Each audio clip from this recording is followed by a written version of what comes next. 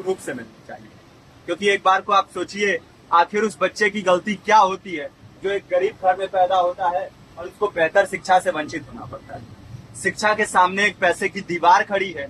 जो जितनी ऊंची दीवार लांघ सकता है, जो जितना अधिक पैसा शिक्षा पे खर्च कर सकता है, वो उतनी बेहतर शिक्षा पा सकता है। लेकिन अगर एक देश एक है, लोकतांत्रिक देश है, तो शिक्षा भी सबको एक समान रूप से तो मिलनी ही चाहिए।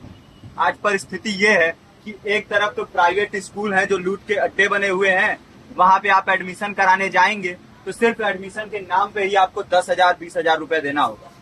और कमीशन खोरी का ऐसा धंधा है कि कॉपी किताब टाई बेल्ट ड्रेस जूता कहाँ से खरीदना है ये आप नहीं तय करेंगे, तय करेंगे वो प्राइवेट स्कूल वाले।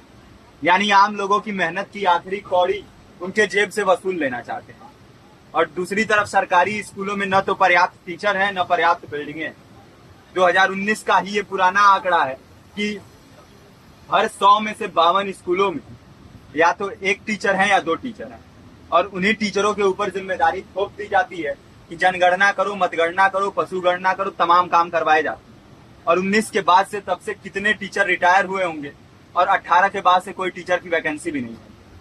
आप खुद भी सोच सकते हैं ये परिस्थिति और कितनी बिगड़ी होगी। इसीलिए हम लोग ये मांग उठा रहे हैं, चाहे कोई राष्ट्रपति का बच्चा हो या किसी मजदूर का, सबको शिक्षा एक समान मिलनी चाहिए और निःशुल्क रूप से मिलनी चाहिए। प्रेमचंद ने अपने दौर में भी कहा था कि एक सभ्य समाज में ऊंची से ऊंची तालीम मुफ्त होनी चाहिए और इसका पूरा खर्च गवर्नमेंट को उठाना चाहिए, क्योंकि हमारे देश को फौज से ज्यादा आवश्यकता तालीम की है। और शिक्षा से जुड़ता हुआ ही दूसरा मुद्दा हम लोग उठा रहे हैं। दूसरा मुद्दा है रोजगार का। रोजगार की परिस्थिति ये है कि आज सरकारी सेक्टर हो या प्राइवेट, सब कुछ ठेका संविदा के हवाले किया जा रहा है। परमानेंट नौकरियां लगातार घटाई जा रही है।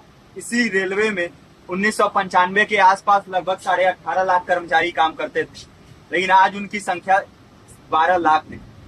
आप खुद भी सोच सकते हैं कितने बड़े पैमाने पे परमानेंट पदों को घटाया जा रहा है। और आज आलम यह है, एक तरफ लाखों पद खाली पड़े हैं, फिर भी कोई वैकेंसी नहीं निकलती। जो वैकेंसियां निकलती हैं उनमें भ्रष्टाचार होता है, पेपर लीक हो जाते हैं। RO, UP police, BPSC, SSC, CGL, ऐसे तमाम पेपर लीक हो चुके हैं, आप लोग भी जानते ही। अभी नीट की धांधली में ये पता चला कि एक एक पेपर 30 लाख से 50-50 लाख रुपए में बेचा गया। हम और आप तो ये पैसा नहीं दे सकते। पूरी की पूरी कारस्तानी सरकार, प्रशासन, शिक्षा माफियाओं की होती है। और भुगतता कौन है? आम घरों के लोग, जो लोग सालों साल तैयारी करते हैं, दिन भर में 10-10 घंटे, 12-12 घंटे पढ़ते हैं। और इतनी कड़ी मेहनत के बाद, सालों साल की मेहनत के बाद उनके हाथ लगती है तो सिर्फ हताशा, निराशा, अवसाद। बहुत से छात्र नौजवान जो इस बेबसी में, इस डिप्रेशन में नहीं जी पाते, आत्महत्या तक के कदम उठा लेते हैं। लेकिन ये देश की विडंबना है कि टीवी चैनल, अखबार, मीडिया, नेता, मंत्रियों के लिए कहीं ये कोई मुद्दा नहीं है। उनके लिए मुद्दे हैं तो जाति, धर्म, रंग, नस्ल, अगड़ा पिछड़ा। आज जब पूरी परिस्थिति इतनी भयावह है तो ये जरूरी है कि लोगों के बीच में जाया जाए, लोगों को संगठित किया जाए और एकजुट किया जाए। क्योंकि आज अगर अपने मुद्दों पर बोलेंगे नहीं तो कल को ये परिस्थिति और बिगड़ेगी। हो सकता है ले देके अपनी जिंदगी तो हम लोग काट ले जाएं, लेकिन आने वाली पीढ़ियों को क्या भविष्य देके जाएंगे, ये भी सोचने वाली बात है। हमारे साथी ने आपको पर्चा दिया है, पर्चा आप तक पहुंच गया है। पर्चे में और भी बातें हैं, इसको पूरा विस्तार से पढ़िए। पर्चे में हमारा नंबर है, संपर्क कीजिए।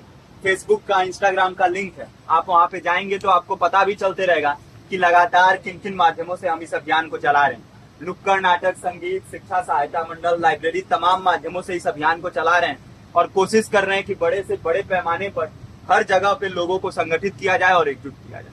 आपके बीच भी आए हैं, आपका साथ और सहयोग दें। साथ इस रूप में कि आप भी हमारे इस कारवां और इस मुहिम से जुड़िए।